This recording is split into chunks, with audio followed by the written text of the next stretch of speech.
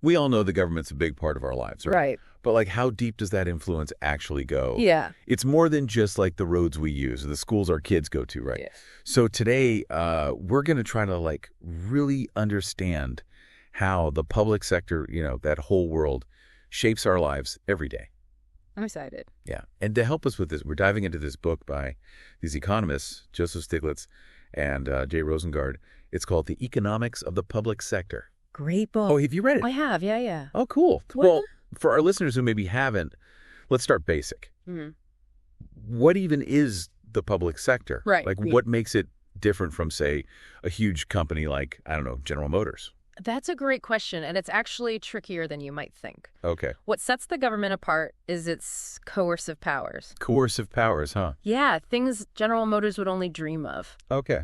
Think about it. The government can collect taxes from everyone. They can take your property for public use, even if you don't want to sell. We call that eminent domain. Right. And of course, they can imprison people who break the law. Okay, so pretty intense stuff when you lay it out like that. Yeah. I mean, I get it. You need those powers to, like, run a country. But, I mean, Exactly. does it make you wonder where the line is? Absolutely. That's the balance we're always trying to strike, right? Yeah. Enough power to function, but not so much that it's a problem. Yeah. It's kind of like a tightrope walk. You know what I mean? Yeah, exactly. Makes those parking tickets seem a little less annoying, I guess, right? Right. But it's not always so black and white, is it? No, not at all. It can get messy. Like, take the UK government. They actually owned a chunk of British Petroleum, the oil company, until the late 80s. Seriously? Yep. Governments can own parts of companies. They can sell off government-run stuff. Privatization. Right. They can influence the market in so many ways. It's always changing. So the public and private sectors, they're kind of in this constant dance. Each one's stepping on the other's toes. Yeah. Right. That's a great way to put it. But okay, so we kind of get what the public sector is, broadly speaking, but how does it actually DO stuff? Right. Besides, the obvious, like, taxes and building things. Well, in the book, Yeah. Stiglitz and Rosengard, they break it down Okay. into like 4 main ways the public sector gets things done. Oh. It's like they're taking us under the hood of this machine, Yeah. the one we all depend on but never really think about. Yeah. That's a good way to put it. So what's the first one? This is kind of the foundation, Okay. establishing the legal framework. Right. That sounds boring. It does sound a bit dry, doesn't it? Yeah. But it's actually crucial. Without it, the whole economy falls apart. Oh, so. Well, think about it. You need laws for businesses to know what they can and can't do. Oh. You need contracts to be enforceable. Otherwise, why would anyone hold up their end of a deal? Makes sense. And you need some system for protecting property rights so people feel secure investing in things. Yeah, like if someone could just come and take your house, why bother buying one in the first place? Exactly. So it's like this underlying structure that we all just take for granted. Most of the time, yeah. And what's wild is how little of the budget actually goes towards this stuff. Really? Yeah, it's a testament to how vital it is, right? It's like the less you have to mess with it, the better it's working. The invisible scaffolding holding everything together. Exactly. Okay, so we've got the rules of the game laid out. Right. What's next? So the second way governments get things done is by influencing private production. Okay, so not just setting the rules, but actually getting in the game a bit.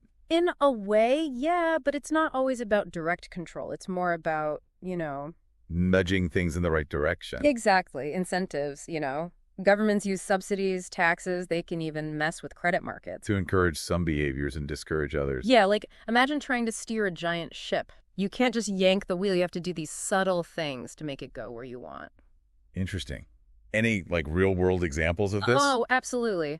A classic one is agricultural subsidies in the U.S. Okay. Did you know the subsidies went from, get this, $1.3 billion in 1980 Okay. to $16.7 billion in 87. Wow, that's a huge jump. Right, and it had a huge impact on farmers, obviously, but also on food prices, land values, the whole system. So even when the government's trying to help, it can have these crazy ripple effects. Exactly. It's a complex system. And that brings us to the third way governments get things done, direct purchasing. That one seems a bit more straightforward. It does, right. They need stuff, they buy it. But the scale of it is often overlooked. How so? Well, we tend to think of, like, military equipment, right? Tanks, planes, that sort of thing. Sure, makes sense. But it's way beyond that. We're talking roads, bridges, school books, you name it, governments buy it. Oh yeah, I never thought about it like that. And in a place like the U.S., where the government's so big, those purchases can really shape the entire economy. So it's not just about what they buy, but the fact that they're such a huge player in the market. Exactly. Okay, ready for number 4? Get me. Redistributing income. Now, this one's a bit controversial sometimes. How so? Well, it gets into things like welfare programs, social safety nets, all that. Right, those are always hot-button issues. Yeah, people have strong opinions. But what's interesting is that those programs often make up a smaller chunk of the budget than you might think, at least in the U.S. So it's more about perception than reality. In a way, yeah. Yeah. But it's not just about, like, direct handouts either. Things like progressive taxation, where the rich pay a higher percentage, that's a form of redistribution too. Oh, right. I never thought about it like that. It's all connected, isn't it? Exactly. Like we were talking about subsidized bus fares earlier. Yeah. That's not just transportation, that's redistribution too, right? Helping lower income folks get around. Makes you think about things in a new light. Yeah. It's all these systems interacting, each one affecting the others. Precisely.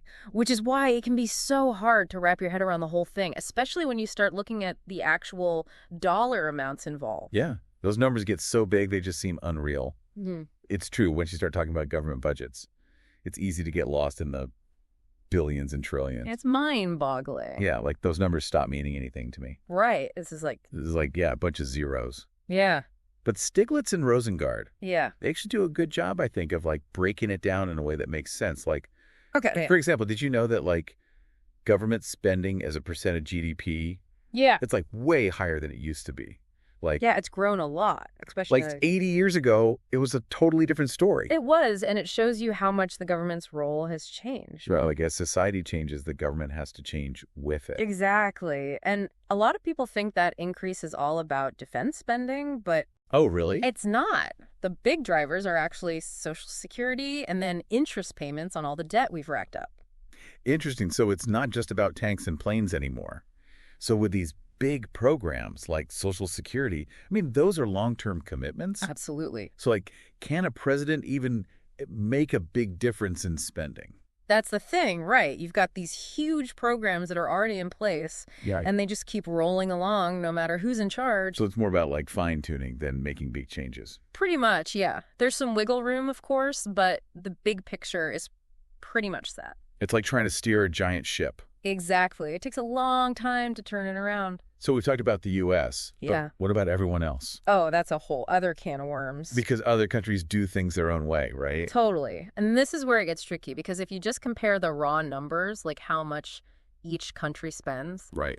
it doesn't really tell you that much. Why not? Well, for one thing, governments define public spending differently. Like, what counts as government spending in one country might not in another. Oh, I see. And then there's the accounting tricks. Governments can be sneaky, you know? Really? Like what? Well, they can have these off-book funds where they stash money and nobody really knows what they're doing with it. No way. Is that legal? Sometimes it is, sometimes it isn't. It depends on the country and how they've set things up. Shady. So you're saying you got to be careful when you look at those budget numbers. Exactly. It's not just about what they say they're spending, it's how they're actually doing it. So how does the U.S. compare to other developed countries? Like we hear about Europe, with healthcare and all that. Right. Well, the U.S. is kind of unique in a way. We tend to spend less on government as a percentage of GDP than most other developed countries. Ah, interesting. Why is that? It's a lot of historical factors, I think. There's always been this emphasis on individual responsibility in the U.S., you know? Right. Like pull yourself up by your bootstraps, that kind of thing. Makes sense. So there's more of a preference for market-based solutions here, rather than having the government do everything. So it's not like one way is the right way. Exactly. It's just different approaches, each with their own pros and cons. Exactly. And that's what makes this whole topic so interesting, right? Yeah. It's not just about the numbers. It's about values and priorities. Absolutely. So for everyone listening, here's something to chew on. Okay. Imagine you could like hit the reset button Okay. and redesign your country's public sector from scratch. Okay, I like this. What would you prioritize? Mm-hmm. Where would you spend the money? What trade-offs would you make? It's a tough question. It's a big question, but it's the right one, right? Yeah. At the end of the day, the public sector is about what we value as a society. And if you want to understand those values, you have to look at where the money goes. And for anyone who wants to really dig into this stuff, the economics of the public sector, by Stiglitz and Rosengard. It's a great place to start. It's a great book, yeah. It's a bit dense in places, I'm not going to lie, but it's well worth the effort. It's like a crash course in how the world really works. Totally agree. Well, that's about all the time we have for today. Thanks for joining us on this deep dive into the world of the public sector. We hope you learned something new and maybe even had your assumptions challenged a bit. Until next time, keep those brains buzzing.